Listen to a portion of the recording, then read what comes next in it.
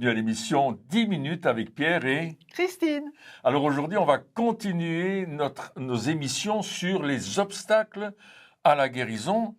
Et l'obstacle d'aujourd'hui, ce sont les péchés non confessés. C'est ça, exactement, ou la culpabilité que cela entraîne.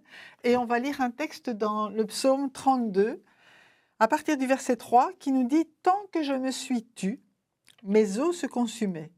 Je gémissais toute la journée, car nuit et jour ta main s'apesantissait sur moi. Ma vigueur n'était plus que sécheresse comme celle de l'été. Je t'ai fait connaître mon péché. Je n'ai pas caché mon iniquité.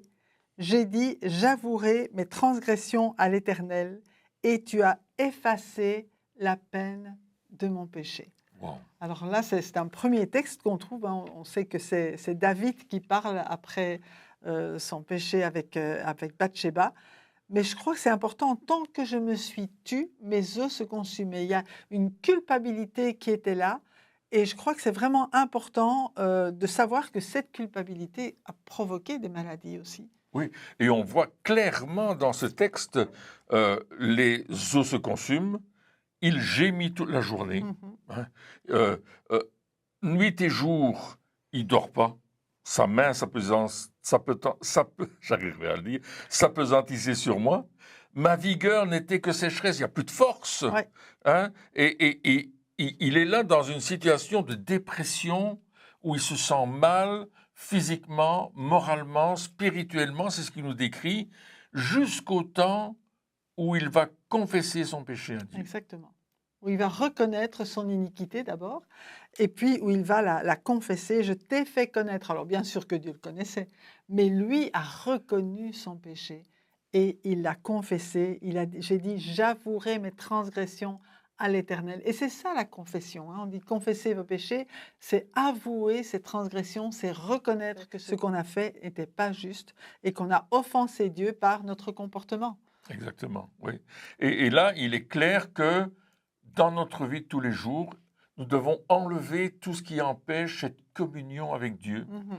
Les choses que nous avons faites volontairement ou involontairement. Oui. Parce qu'il nous arrive à tous de pécher tous les jours. Parfois, on ne fait pas attention. On dit quelque chose qu'on n'aurait pas dû dire. On fait quelque chose qu'on n'aurait pas dû faire. Et on se rend compte tout de suite, il y a, comme tu dis, cette culpabilité qui vient sur nous. Il y a ce fardeau, ce poids qui nous dit « Ah, j'aurais pas dû dire ces choses, j'aurais pas dû faire cela, j'aurais pas dû agir comme ça, j'aurais pas dû m'engager dans cette situation-là. » Et on se rend compte qu'on ne plaît pas à Dieu. Parce que le péché, c'est déplaire à Dieu tout compte fait. Exactement.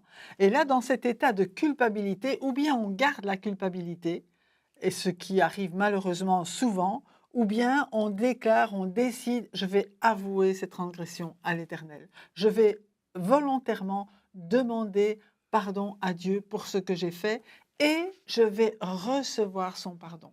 Parce que parfois, on demande pardon et puis on a besoin de demander pardon plein de fois parce qu'on n'arrive pas à recevoir le pardon de Dieu. Alors avant de recevoir la guérison, c'est important de recevoir son pardon et de dire merci Seigneur parce que tu m'as pardonné, merci parce que tu m'as purifié, merci parce que ton sang m'a lavé et d'être reconnaissant aussi pour ce pardon de Dieu. Alors, tu as noté dans tes notes le psaume 107, versets 17 à 22. Alors, si tu veux le lire... Oui. Les insensés, par leur conduite coupable et par leurs iniquités, s'étaient rendus malheureux. Leur âme avait en horreur toute nourriture et ils touchaient aux portes de la mort. Dans leur détresse, ils crièrent à l'Éternel et il les délivra de leurs angoisses. Il envoya sa parole et les guérit. Il les fit échapper de la fosse. Qu'ils louent l'Éternel pour sa bonté et pour ses merveilles en faveur des fils de l'homme, qu'ils offrent des sacrifices d'action de grâce et qu'ils publient ses œuvres avec des cris de joie. Oui. Et là encore, on voit ce qui se passe. Hein. Leur conduite coupable, donc ils ont fait des choses qui ne plaisaient pas à Dieu. Leurs iniquités, ils sont séparés de Dieu à cause de cela. Et ça les a rendus malheureux. On voit la dépression ici, on voit l'état d'esprit dans lequel ils se trouvent. Leur âme avait en horreur la nourriture. Ils n'étaient plus capables de manger quelque chose parce qu'il y avait cette culpabilité du péché sur eux qui les touchait et ils étaient près de la mort. Oui, Vraiment. Donc on voit que le péché, notre désobéissance, nos iniquités envers Dieu va nous conduire vers la mort. Mais heureusement, il envoya sa parole. Heureusement, d'abord, ils crièrent à l'Éternel. Ils ont crié à Ils Dieu sont d'abord, c'est vrai. revenus à Dieu de tout leur cœur.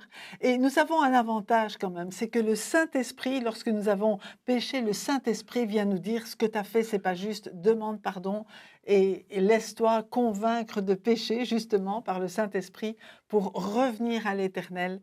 Et c'est ce qu'ils ont fait. Ils ont crié à l'Éternel. Et Dieu est là parce que c'est un Dieu de compassion et de miséricorde. Et directement, il les fit échapper la fosse et il les délivra de leurs angoisses. Il envoya sa parole et les guérit. On n'est pas disqualifié parce qu'on a péché, mais on ne reçoit la guérison que lorsque nous confessons notre péché. Oui, et on voit la guérison, La justement, guérison, oui, tout le à fait. salut. Dans le grec, le mot guérison, c'est le mot sozo, c'est-à-dire guérir, rétablir, sauver, Mhm. transformer. Et justement, Jean écrit dans sa première épître, dans 1 Jean 1,9, si nous confessons nos péchés, il est fidèle, Dieu est fidèle et juste pour Amen. nous pardonner, pour nous purifier de toute iniquité. Amen. Donc, non seulement il nous pardonne, mais il enlève ce péché qui est Oui. dans notre vie. Et nous aussi, on doit décider de confesser. Ça veut dire pas seulement dire avec mes lèvres, Seigneur, je te demande pardon, et puis je recommence. Non, c'est aussi nous détourner Oui. de notre péché. La repentance veut dire que nous nous détournons de ce que nous avons fait autrefois et nous mettons les choses à plat devant Dieu en disant, ben, écoute, ce que j'ai fait là n'est pas juste, je te demande pardon. Vraiment, pardonne-moi de mon attitude, j'ai pas bien agi, j'ai fait des choses qui n'étaient pas justes, je veux ne plus les refaire, Amen. je veux être libéré de cela et je veux marcher comme toi tu veux que je marche. Amen. Amen. Et dans le Nouveau Testament, justement, lorsque nous avons péché, eh bien, Dieu a donné une façon d'être guéri par rapport à cela. Et nous lisons dans l'Épître de Jacques, chapitre 5, versets 14 à 20. « Quelqu'un parmi vous est-il malade, qu'il appelle les anciens de l'Église, et que les anciens prient pour lui en loignant d'huile au nom du Seigneur. La prière de la foi sauvera le malade, et le Seigneur le relèvera. Et s'il a commis des péchés, il lui sera pardonné. Confessez donc vos péchés les uns aux autres et priez les uns pour les autres afin que vous soyez guéris. La prière fervente du juste a une grande efficace. » Et puis il nous parle d'Élie. Élie était un homme de la même nature que nous. Il pria avec instance pour qu'il ne plût point et il ne tomba point de pluie sur la terre pendant 3 ans et 6 mois. Puis il pria de nouveau et le ciel donna de la pluie et la terre produisit son fruit. Mes frères, si quelqu'un parmi vous s'est égaré loin de la vérité et qu'un autre l'y ramène, qu'il sache que celui qui ramènera un pécheur de la voie où il s'était égaré sauvera une âme de la mort et couvrira une multitude de péchés. Wow. Donc là, j'ai voulu lire le passage vraiment en entier parce que il ne faut pas être un surhomme pour prier les uns pour les autres, mais simplement croire et confesser nos péchés aussi, c'est important. Oui, et puis ça demande aussi une grande sincérité Oui.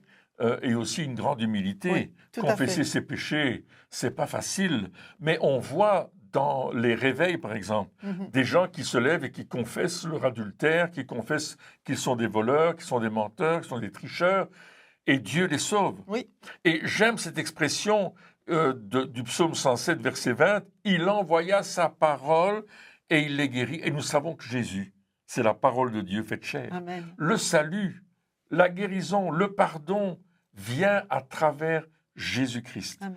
Nous sommes justifiés à cause du sang de Jésus qui a été versé à la croix de Golgotha. Ouais. Alors n'hésitons pas, maintenant, suite à cette émission, à confesser les péchés que le Saint-Esprit nous révèle et surtout à recevoir le pardon que Dieu nous donne. Alors, chers auditeurs et auditrices, merci, au revoir. Et à bientôt.